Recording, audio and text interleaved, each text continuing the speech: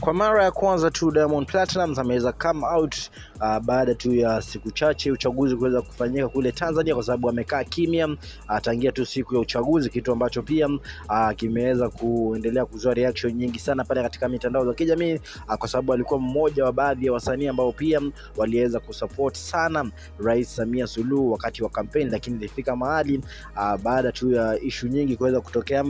baada tu ya maandamano kuweza kuchacha kule Tanzania, ilibidi tu ameweza kudelete post zote za CCM katika mtandao wake wa kijamii, lakini ni kitu ambacho pia watu wengi tu zaidi walikuwa wamesema tu tayari alikuwa ameweza tu kuweza kuwasali, lakini siku chache baadaye ameweza tu kuweza kurudi katika mitandao za kijamii baada tu ya kuweza kufunguliwa internet kule Tanzania, kwa sababu tayari ilikuwa imeweza kuzimwa. Ameweza come out hivi leo na kuweza kuwaomba Watanzania msamaha kwa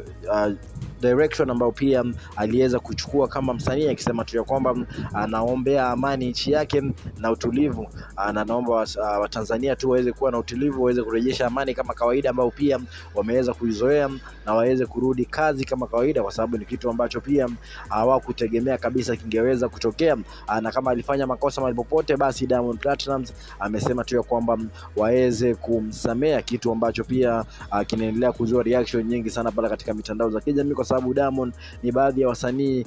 ni baadhi ya msanii ambaye pia ameweza kutupiwa mawe sana pale katika mitandao za kijamii, hasa tu hii issue nzima ya Samia Suluhu Hassan kuweza kuchaguliwa kama rais, na pia tu Gen Z wa kule Tanzania kuendelea kuuliwa na polisi wakiwa katika demonstration, ikisemekana tu kwamba Diamond ni mmoja wa watu ambao pia walikataa kuweza kusimamia haki ya Watanzania, basi wakaamua tu kuweza kusupport politician ambao pia sometimes ni waongo, na Diamond anajulikana mtu ambaye pia amekuwa akisupport watu katika record label ya kwake, na watu wengi walishangaa sana mbona tu hakuweza kusaidia Watanzania mapema na kuwapatia good direction ya kuweza kuchagua rais, ama kujaribu kuweza kuongea na rais kwamba ni kama watu wamtaki, lakini ni kitu ambacho pia aliendelea tu campaign, na ni kitu ambacho pia kiliweza kumweka pabaya zaidi Diamond Platnumz baada tu ya uchaguzi kuweza kufika na kura kupigwa, na kabla tu ya uchaguzi ambao pia imekuwa tuna violence nyingi sana kule Tanzania, na ni issue ambazo pia watu wengi tu zaidi wameendelea kumlaumu Diamond licha ya kuweza kuendelea kuomba msamaha. Kumbuka tu ni wasanii karibu wote wa Tanzania walikuwa wakisupport mama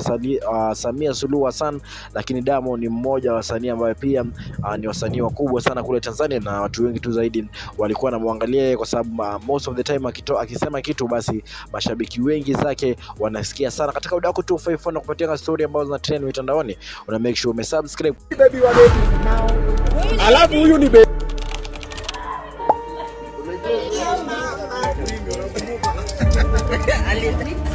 what's it called, blue band? Mafi Muscular. You know what? Yeah, this is it.